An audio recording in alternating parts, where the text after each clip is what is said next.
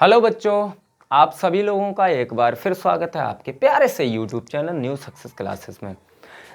आज हम लोग इस वीडियो में बेटा बात करेंगे संधारित्र की।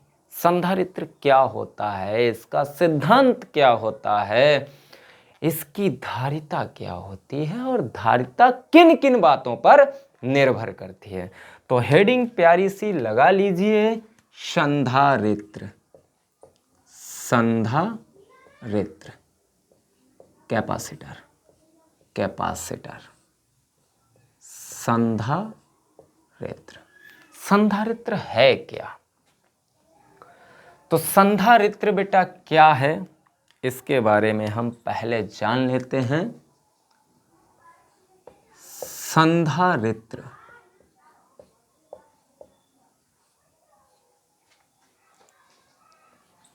दो चालकों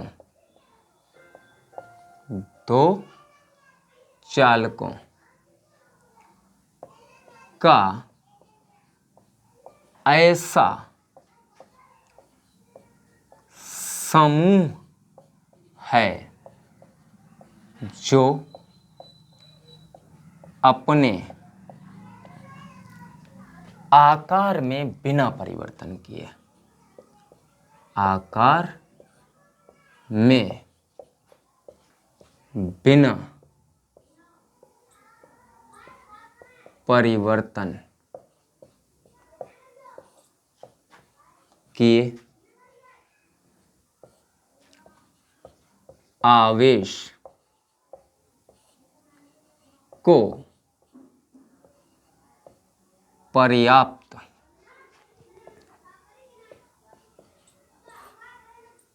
मात्रा में संचित कर लेता है, संचित कर लेता है।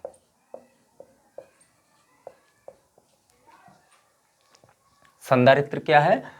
संधारित्र दो चालकों का ऐसा समूह है जो अपने आकार में बिना परिवर्तन किए आवेश को पर्याप्त मात्रा में संचित कर लेता है। अब ये आवेश को किस प्रकार संचित करता है, क्या होता है, इसका सिद्धांत पहले हम समझते हैं। क्या समझते हैं? सिद्धांत। तो सिद्धांत बेटा, सिद्धांत, यहां पर सिद्धांत हेडिंग क्या रहेगी? सिद्धांत। सिद्धांत, ये तो संधारित्र हो गया, अब हेडिंग रहेगी सिद्धांत, कि इसका सिद्धांत क्या है। तो सिद्धांत को हम समझने के लिए हम यहां पर क्या करते हैं बेटा, कि हमने कोई एक आवेशित चालक प्लेट ले ली। क्या किया? एक आवेशित चालक प्लेट ले ली। अब इस पर हम मान लेते हैं बेटा कि प्लस क्यू आवेश है। क्या हमने मान लिया? कि इस पर प्लस क्यू आवेश है। Plus Q plus Q plus Q plus Q, ये इस पर एक समान रूप से वितरित है। अब इस प्लेट पर अगर प्लस क्यू आवेश है तो हम लोग बेटा पढ़ चुके हैं, यहां पर देखिए हमने इस चैप्टर में पढ़ा कि जो धारिता होती है वो Q अपॉन बी, सी इक्वल क्या होता है? Q अपॉन बी होता है। अगर आवेश को हम नियत मान लें, आवेश नियत रहे, नियत रहे, अगर आवेश नियत रहता है तो हम कह सकते हैं C प्रोपोर्शनल 1 अपॉन बी। मतलब आवेश को नियत रखकर अगर हम विभव में परिवर्तन करें तो धारिता बदल जाएगी। कैसे बदलेगी, जरा कंडीशन समझिए। यहां पर बेटा, यहां पर हमने क्या किया, इस प्लेट को प्लस क्यू आवेश दिया। अगर इस प्लेट को प्लस क्यू आवेश दिया तो हम लोग इसी चैप्टर में पढ़ चुके हैं। जिन लोगों ने पहला वीडियो नहीं देखा है वो आराम से देख सकते हैं, डिस्क्रिप्शन में लिंक है, लिंक मैंने डिस्क्रिप्शन में दे दी है। और आपको इस चैप्टर की प्लेलिस्ट अलग अलग मिल जाएगी, उसमें जाके आप देख लीजिए। पहले ही बात हो चुकी है कि जो बेटा आवेश होता है, आवेश किसी चालक को दिया जाता है तो उसके विभव में वृद्धि हो जाती है। क्या हमने इस प्लेट को आवेश दिया तो क्या इसके विभव में वृद्धि नहीं हुई होगी? हुई होगी। मान लेते हैं कि बेटा इसका विभव हो गया इस टाइम b, इस टाइम विभव कितना हो गया b। अब बोले अगर b का मान ज्यादा होगा, b का मान ज्यादा होगा तो धारिता का मान कम हो जाएगा। आवेश को हमने नियत रखा, आवेश हमने फिक्स दे दिया कि प्लस क्यू आवेश दे दिया। अब आवेश को हम नहीं बदलेंगे, आवेश को नहीं बदलेंगे तो अगर इसके पास b विभव होगा तो कहीं ना कहीं इसकी धारिता, अगर विभव बढ़ा तो विभव बढ़ने पर क्या होगा? धारिता बदलेगी। विभव बढ़ने पर क्या होगा? धारिता बदलेगी, यानी कि कम होगी। अब हमें क्या करना है? बोले हमें करना है बेटा कि इसका विभव कम हो जाए जिससे कि धारिता बढ़ जाए। अब विभव को कम कैसे कर सकते हैं? तो एक आइडिया आया कि इसके सामने एक अनावेशित प्लेट को ले आइए, अनावेशित चालक प्लेट। ये कैसी है? अनावेशित है। कैसी है? अनावेशित है। अनावेशित मतलब इस पर प्रारंभ में कोई भी आवेश नहीं है। जब इस पर बेटा कोई भी आवेश नहीं है,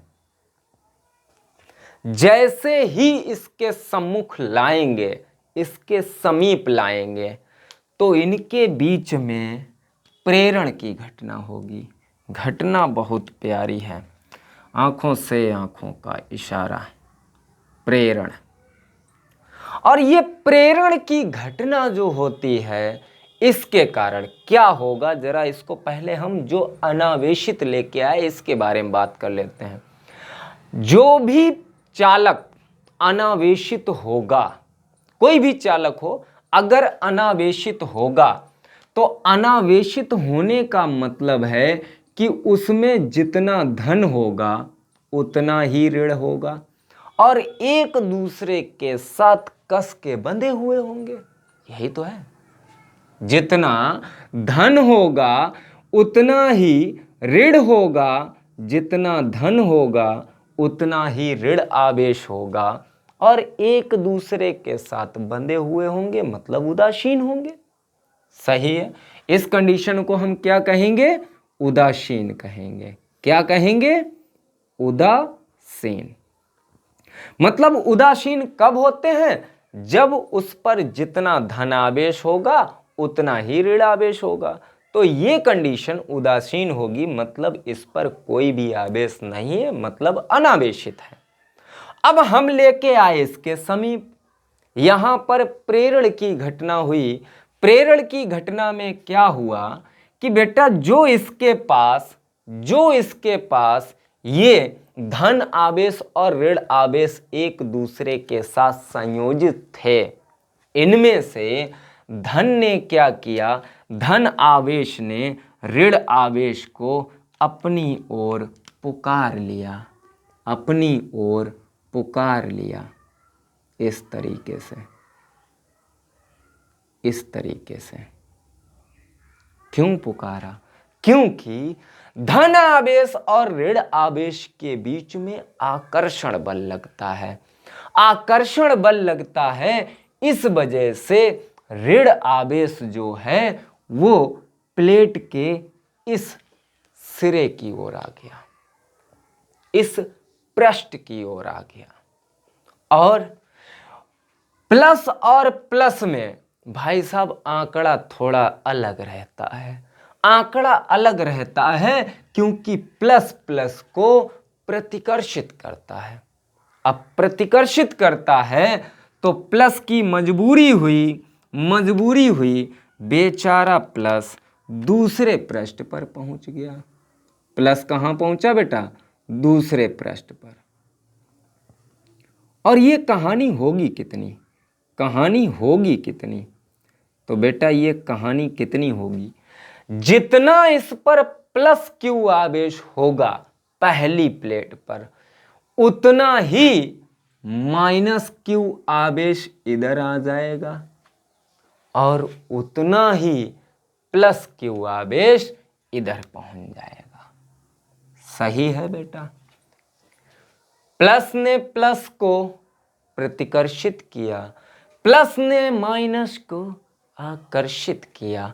आकर्षित करने की वजह से माइनस बेटा इधर आ गया, प्लस उधर हो गया, यानी कि छोड़ के नहीं, सिर्फ पृष्ठ पर आया, पृष्ठ पर आ गया। अब पृष्ठ पर आ गया, इसका बेटा विभव पहले से था बी। हुआ क्या?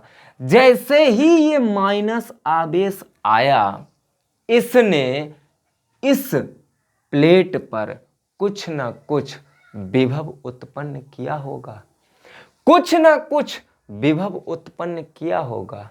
यस, किया होगा। कैसा?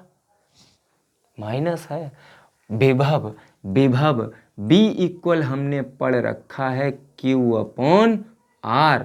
बेटा यहां से हम कह सकते हैं कि विभव प्रोपोर्शनल 1/R। विभव दूरी पर भी निर्भर करता है, आवेश पर भी निर्भर करता है। विभव एक अदिश राशि है, इसलिए माइनस का है तो माइनस रहेगा, प्लस के कारण है तो प्लस रहेगा। इस माइनस ने कुछ ना कुछ इधर विभव उत्पन्न किया होगा इस पर। यश किया होगा। सपोज करते हैं कि इस माइनस ने इधर जो विभव उत्पन्न किया वो बेटा है, वो है B माइनस। B माइनस मान सकते हैं या B1 मान सकते हैं। B1 मान लिया हमने, ठीक है। और इस प्लस की वजह से यहां पर जो विभव उत्पन्न हुआ उसको हमने मान लिया B2। अब अगर इसका हम परिणामी विभव देखें तब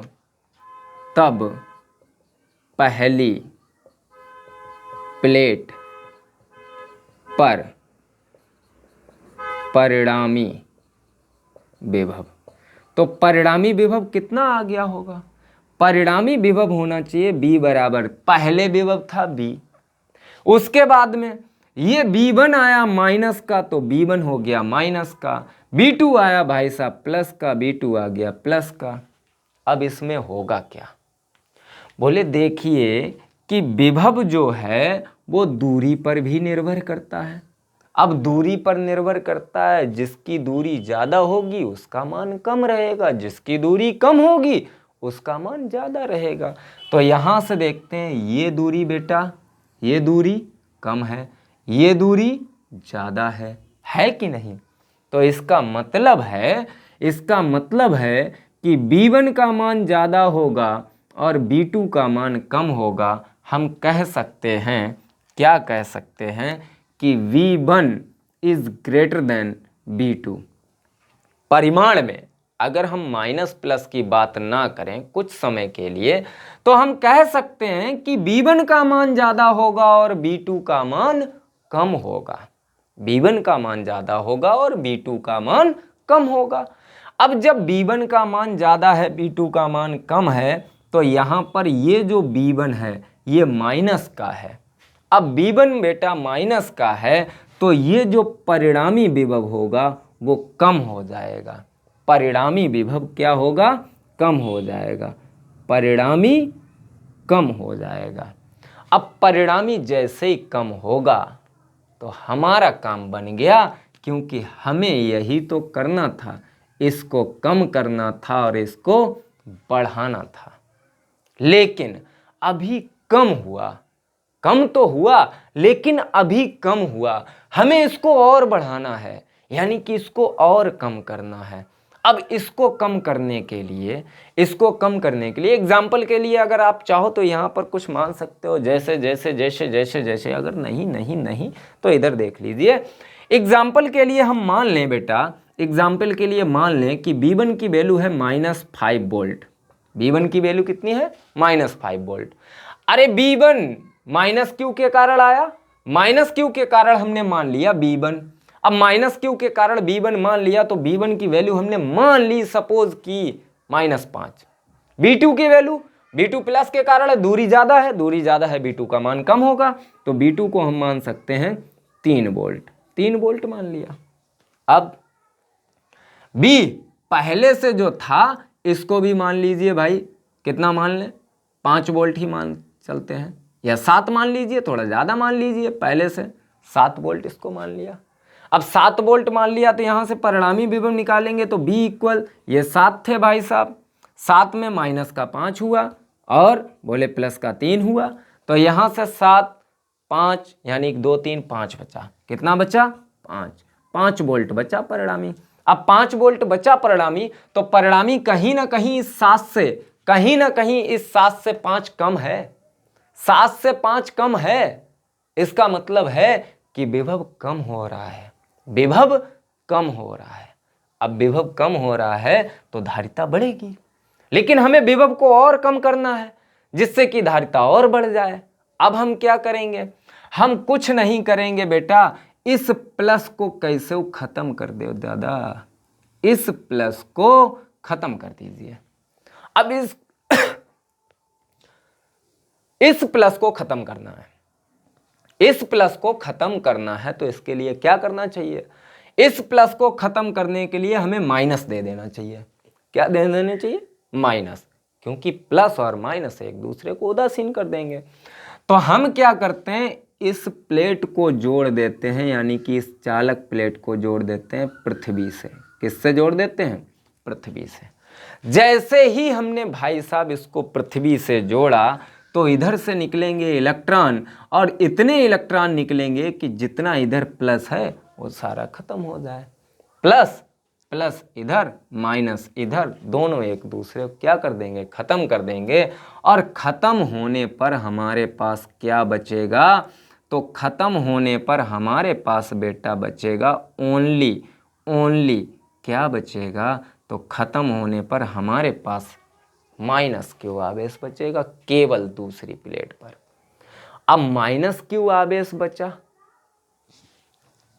इसके कारण जो विभव था माइनस इसमें से कम होगा, यानी कि इसका तो विभव और कम हो गया, सिर्फ माइनस बचेगा। अगर यही हम वैल्यू ले लें, प्लस वाले को छोड़ दें, अब प्लस वाले को छोड़ देंगे तो हमारे पास कितना बचेगा? जब प्लस वाला छोड़ देंगे तो यहाँ से इसको हटा दिया तो हमारे पास कितना बचेगा? अब तो 2 ही बचा, यानी कि विभव बहुत कम हो गया।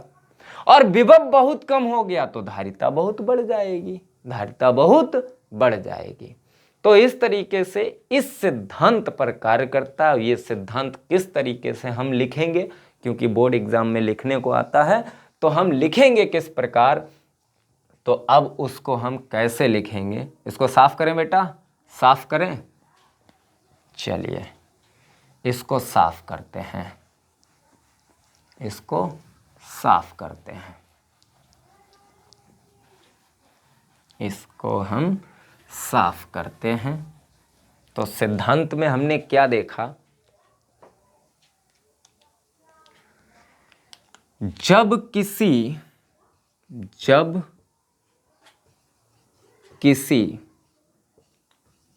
आवेशित चालक को या के समीप अनावेशित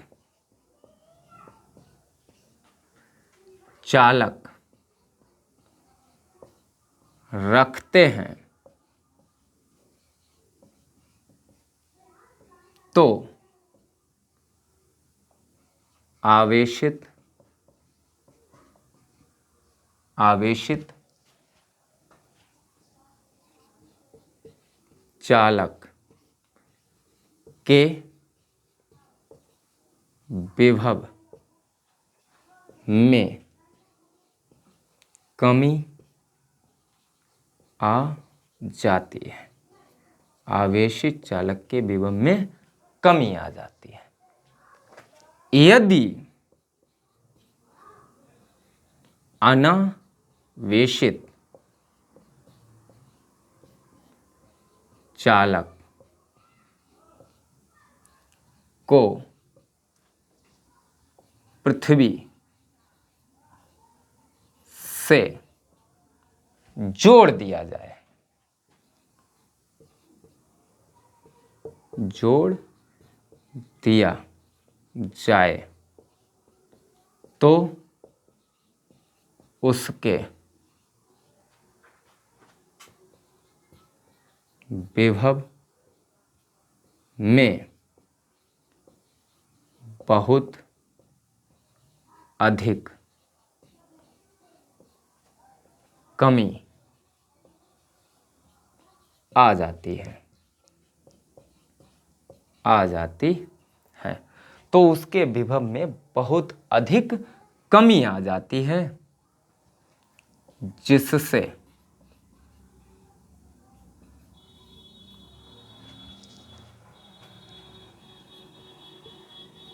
उसकी धारिता बहुत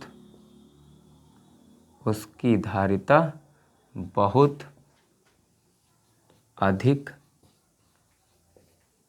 बढ़ जाती है। सही है बेटा। अगर हम किसी आवेशित चालक को एक अनावेशित चालक के समीप रख देते हैं या आवेशित चालक को के समीप एक अनावेशित चालक रख देते हैं तो उसके विभव में कमी आ जाती है। और अगर उसी अनावेशित चालक को हम पृथ्वी से जोड़ दें तो उसके विभव में बहुत अधिक कमी आ जाती है, जिसके कारण उसकी धारिता बहुत अधिक बढ़ जाती है। इसी सिद्धांत पर संधारित्र कार्य करता है या आधारित है। इसी सिद्धांत पर संधारित्र कार्य करता है, कार्य करता है। तो ये हो गया भाई संधारित्र।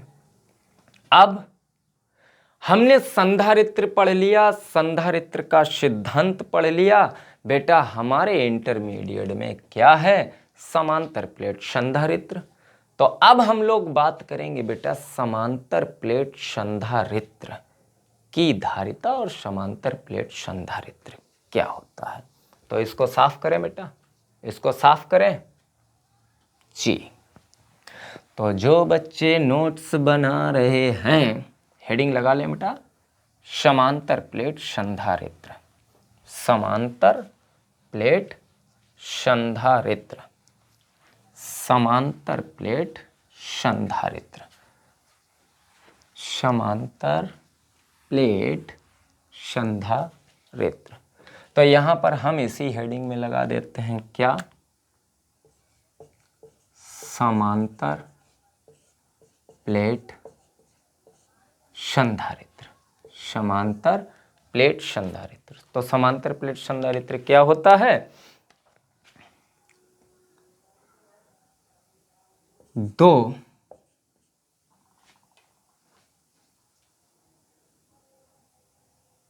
परस्पर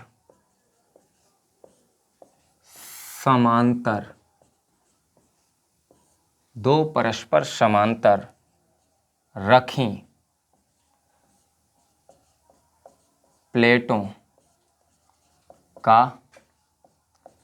ऐसा समायोजन, दो परस्पर समांतर रखी प्लेटों का ऐसा समायोजन जिसमें से एक को आवेश स्रोत तथा दूसरी को अर्थ से जोड़ा जाए, समांतर प्लेट संधारित्र कहलाता है। समांतर प्लेट संधारित्र कहलाता है। दो परस्पर समांतर रखी प्लेटों का ऐसा समायोजन जिसमें से एक को आवेश स्रोत से और दूसरी को अर्थ से जोड़ा जाए या जुड़ी हो, इस प्रकार बनी युक्ति को समांतर प्लेट संधारित्र कहते हैं या समांतर प्लेट संधारित्र कहलाता है। कैसे? इधर देख लीजिए। हमने क्या किया बेटा, इस तरीके से दो प्लेटें बनाई। एक ए प्लेट हो गई, दूसरी बी प्लेट हो गई। एक ए प्लेट हो गई, दूसरी बी प्लेट हो गई। और इन दोनों को बेटा एक दूसरे के समांतर रख दिया। इन दोनों को क्या किया? एक दूसरे के समांतर कुछ दूरी पर रख दिया। सपोज करते हैं स्मॉल डी दूरी पर। इसको जोड़ दिया हमने किससे? आवेश स्रोत से। आवेश स्रोत से। सही है बेटा। और इसको हमने जोड़ दिया अर्थ से, यानी कि पृथ्वी से। तो इस प्रकार एक प्लेट ए हो गई, एक प्लेट बी हो गई, दोनों एक दूसरे के समांतर रखी हुई हैं और इनके बीच की दूरी है स्मॉल डी। पहली को हमने जोड़ दिया आवेश स्रोत से, या एक प्लेट को आवेश स्रोत से जोड़ दीजिए, दूसरी को अर्थ से जोड़ दीजिए। तो इस प्रकार बनी युक्ति को हम क्या कहते हैं? समांतर प्लेट संधारित्र कहते हैं। अब अगर हम इसकी धारिता की बात करें कि इसकी धारिता क्या होगी, तो धारिता क्या होगी, तो यहां धारिता की बात कर लेते हैं। धारिता किसकी है? ये समांतर प्लेट संधारित्र की धारिता क्या होगी? धारिता तो हम मान लेते हैं, माना दोनों या माना समांतर प्लेट संधारित्र ए बी प्लेटों से मिलकर बना है। मिलकर बना है, जिसमें प्रत्येक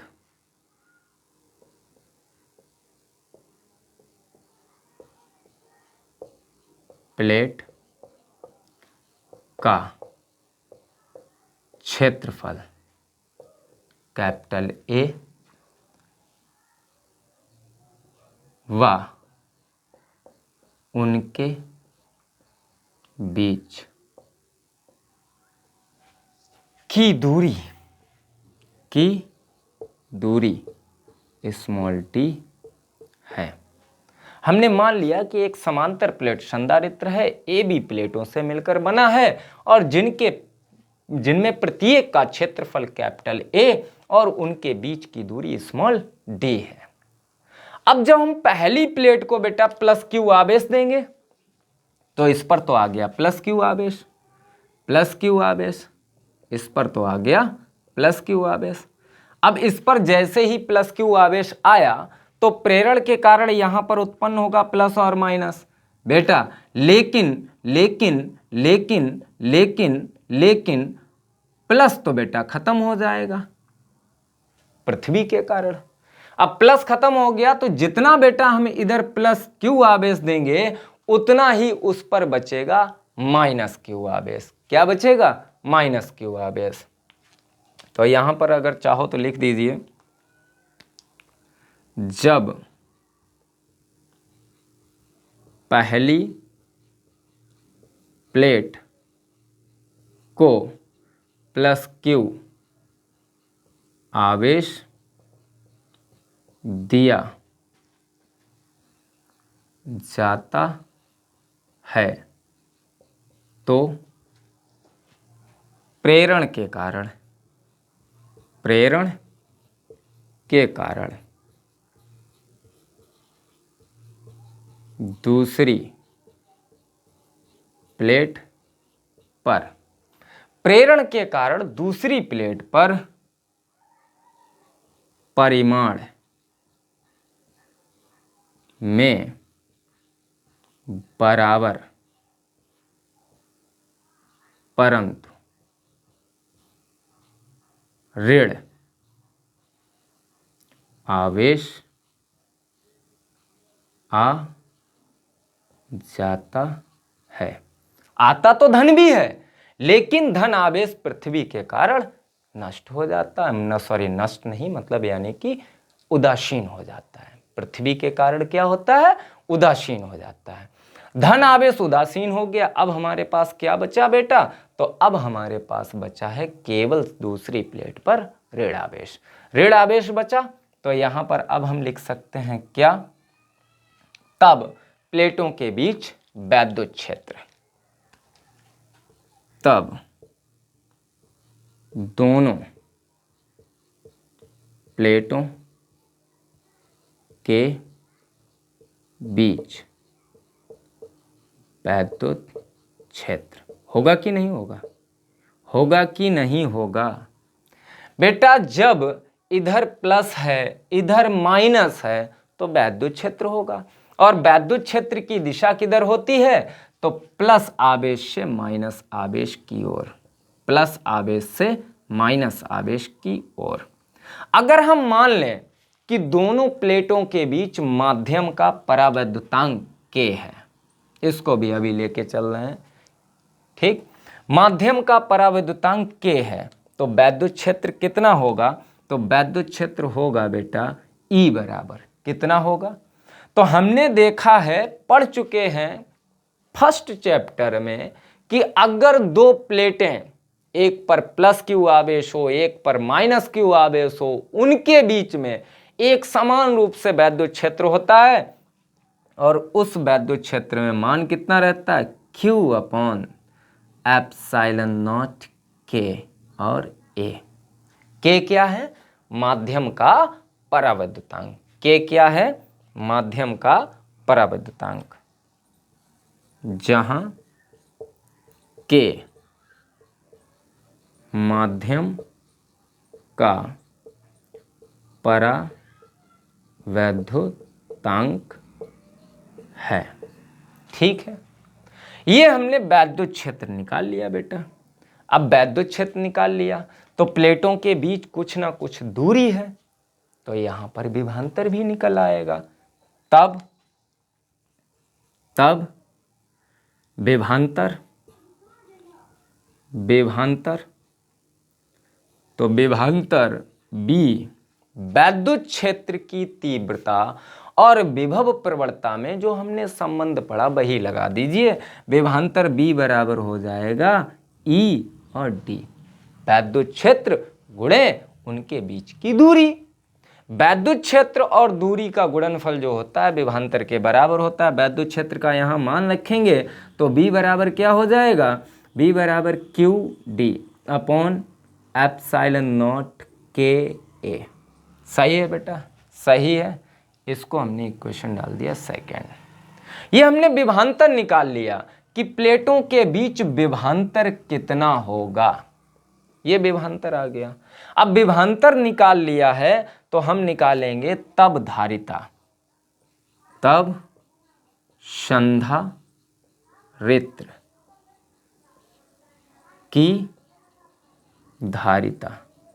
अब संधारित्र की धारिता की बात करेंगे तो संधारित्र की धारिता बेटा C इक्वल होता है Q upon V। Q upon V मतलब दिए गए आवेश और विभव या विभवांतर के अनुपात को संधारित्र की धारिता कहते हैं।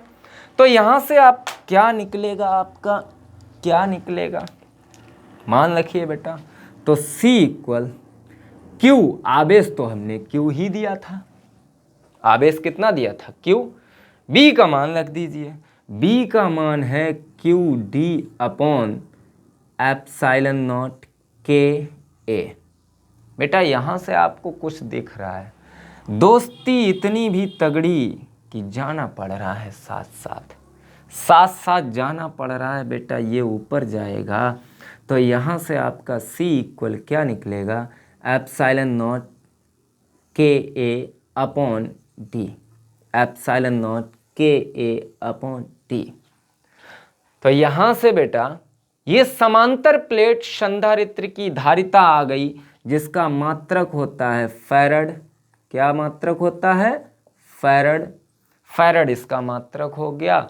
अगर वायु या निर्वात के लिए, वायु या निर्वात, वायु या निर्वात के लिए, तो वायु या निर्वात के लिए K का मान होता है 1, वायु या निर्वात के लिए K का मान 1 होता है। तो यहाँ से हम क्या कर सकते हैं, C not equal epsilon not A upon D। सही है बेटा, फैरड।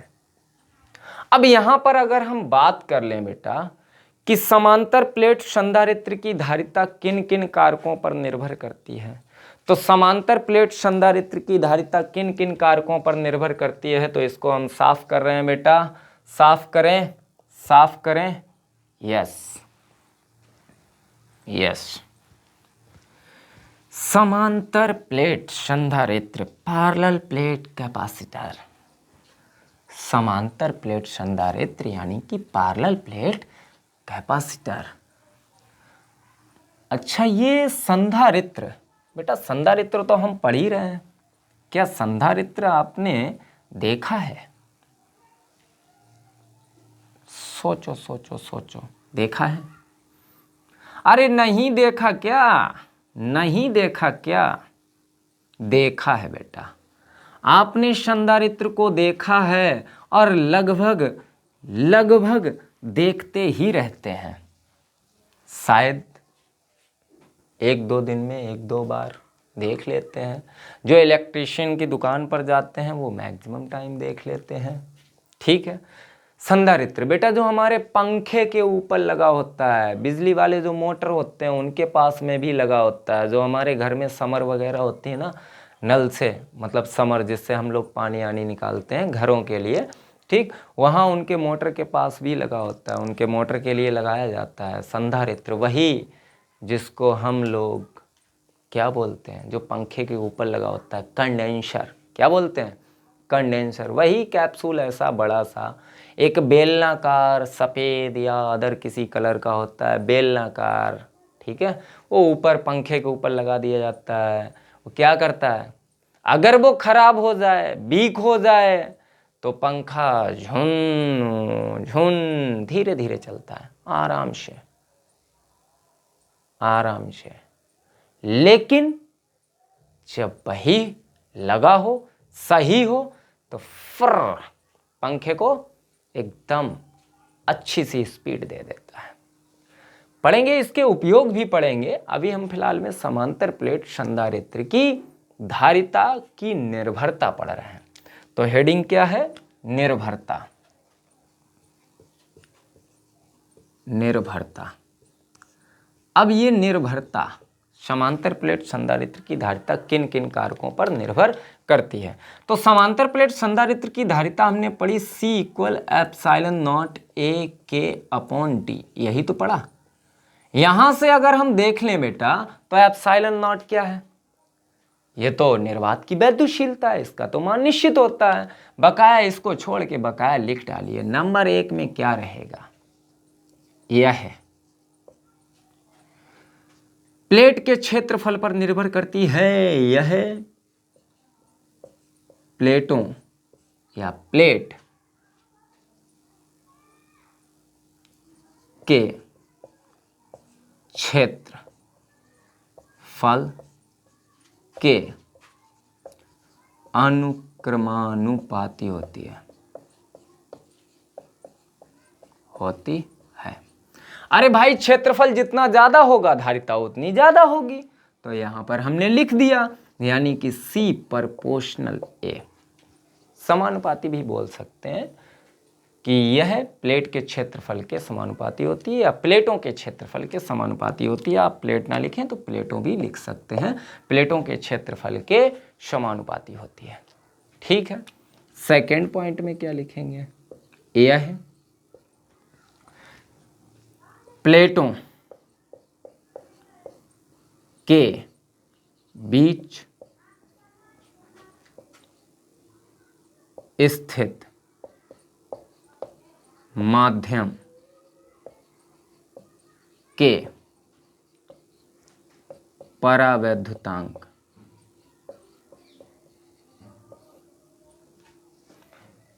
के अनुक्रमानुपाती होती है, के अनुक्रमानुपाती होती है, यानी कि C प्रोपोर्शनल के। परावैद्युतांक का मान जितना ज्यादा होगा धारिता उतनी ही ज्यादा होगी, परावैद्युतांक का मान जितना कम होगा धारिता उतनी कम होगी। और आपको पता है वायु या निर्वात के लिए इसका मान सबसे कम होता है, कितना होता है, 1 होता है। थर्ड में क्या कह सकते हैं, यह है प्लेटों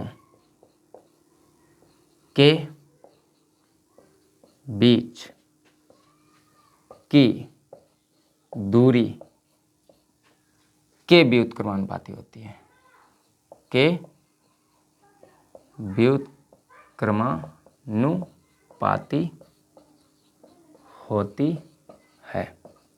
मतलब ये अगर प्लेटों के बीच की दूरी हमने अगर बढ़ा दी, प्लेटों के बीच की दूरी हमने अगर बढ़ा दी तो धारिता कम हो जाएगी,